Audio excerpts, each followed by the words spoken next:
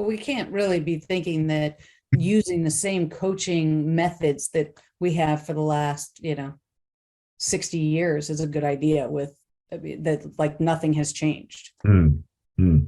Yeah, and I mean, I think when you look at a lot of the, there's so many new insights coming out these days. And again, I would highlight a couple interesting places where this is going. As an example, some of the work that the Center for Healing and Justice in Sport are doing around trauma-informed practice, right? Like we're learning so much about the brain. They've done some great work on the way in which the brain processes and experiences trauma, and the ways and what even counts as trauma, which is going to be much there's going to be a lot more of it than we probably appreciate at face value, and how to look for it and how to sense it as a coach. Their work has been incredibly powerful, and they're shaping a lot of work happening in urban communities where, of course, violence, crime, et cetera, are more common. So I think things like that is going to be one example. I think just simply understanding, as coaches, particularly, how your practice, particularly your language, matters. And I think that there's some interesting nuance here around the use of instruction versus questioning and cueing, and even the body language and the use of nonverbal forms of communication on learning. I think, the whole notion of the game is the best teacher is something that I'm personally really attached to. And actually, I don't have to say a lot as a coach. I can let the games do my own teaching for me if I design them well and let kids solve the problems themselves without relying upon me as a coach. That's a really important insight that we've learned from pedagogy and athlete-centered coaching and modified games.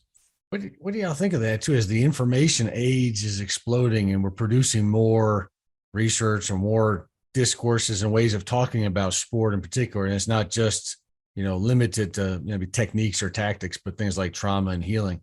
What does that mean then in the future of how we try to educate people? Are we going to stay very piecemeal? Are we going to have comprehensive? Is it going to be modular? Like, what does that look like then to, combat the disinformation age too? They have all this stuff out on social media and in the internet and AI and all that. John, any thoughts about that? Yeah, I don't know. It's a good question. I mean, right now, as it is, I just want more coaches to get trained in anything. Yeah, I know, right? You just want, I want to ground. Right? Seriously. Yeah. Right. Because right now there's just not a lot, but it's hard. Like, so I'm a youth sports coach. It's usually rec level, and I don't get much material. Sometimes it depends on the league. It's league by league of what you get, what type of training. There have been some years they have provided some interesting training, even around like some leadership and social emotional skills and some tactics that they kind of were trying. And then that sort of disappeared. It was like, oh, where did that go? It kind of disappeared. I thought that was a point of emphasis.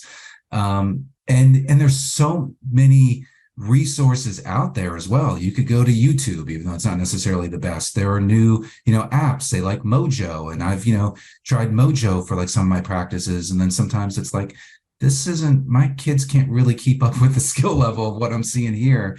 And I'm also not getting some of the character development type skills that I'm hoping to produce for them as well. So I'm speaking more as a youth sports coach. I'd like to see more people who say, all right, this is really best in practice. Here's where you need to go. And it's like a one-stop type place that is really good for all things. That's got, it's a stamp of approval from someone who's, really, accredited and knows what they're talking about. But one of the challenges, of course, is it still depends on what you want out of your child's sports experience, or what you want as a coach out of that sport experience. Is it about winning, or is it about, the other things and some of the benefits that we know from playing sports?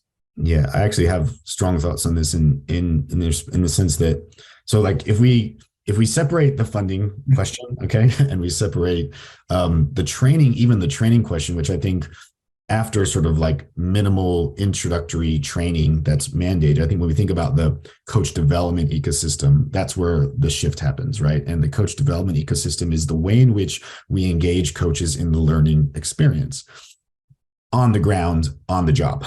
And I think that part of what I would sort of argue is, look, I've spent the last 8 years outside of the US exploring and learning how it's done in places like New Zealand and Australia, which have way more robust coach development infrastructures. So these are places where it's extremely common for for there to be coach developer roles, right? These are professional people who work full-time. Their job is to develop coaches. And I think what those roles allow people to do is build a relationship with someone who can guide them, support them, mentor them, and provide them access to insights while they're going through the experience of on-the-job learning, trial and error, experiential learning. And so I think while we can think about training and education as like the first sort of step, I think support, mentoring, ongoing on-the-job learning through these kinds of roles, through facilitation of communities of practice. We need to get more coaches together, learning with each other. That can be facilitated even in parent-coach environments. I've been doing it for the last 5 years in a basketball context. And you just have to be intentional and really smart. And you can't ask more than what people can give, but you can get them excited about coaching because you can help them realize, hey, actually, you're doing a really great job. Hey, actually, if you just added this one thing or read this one thing, this would actually shift, or come observe this person and they might do this. And hey, by the way, have you thought about this? And I think having those critical friends play a really important role. And I would love to see us invest in those kinds of roles more, but those folks need to be educated in programs like yours, right? Those are the folks who need to go through and have your master's degree or a deeper understanding of the nuances of not just coaching, but adult learning and so forth. Yeah. I think part of my thought process for the years has been some sort of kind of tiered system that, there's scope of practice that's appropriate for the level. Everybody's got some sort of baseline education. Mm-hmm. We engage in professional development, but there's also a supervision piece locally that somebody that's running the league or organizing something has got to have a more sophisticated and deeper knowledge set, and then hold other people accountable and say like, hey, we don't do those things here. This is how you do it. And coach them up too. I think that we do see directors of coaching roles often in soccer as an example. The concern usually is that those roles are overwhelmingly technical, tactical. So they really operate from are you teaching them the skills that they need to be successful in the sport? And of course that's important, but too often they're not grounded in effective coaching practice, right? Which is, setting vision and establishing the environment and learning how to provide feedback and things of that nature.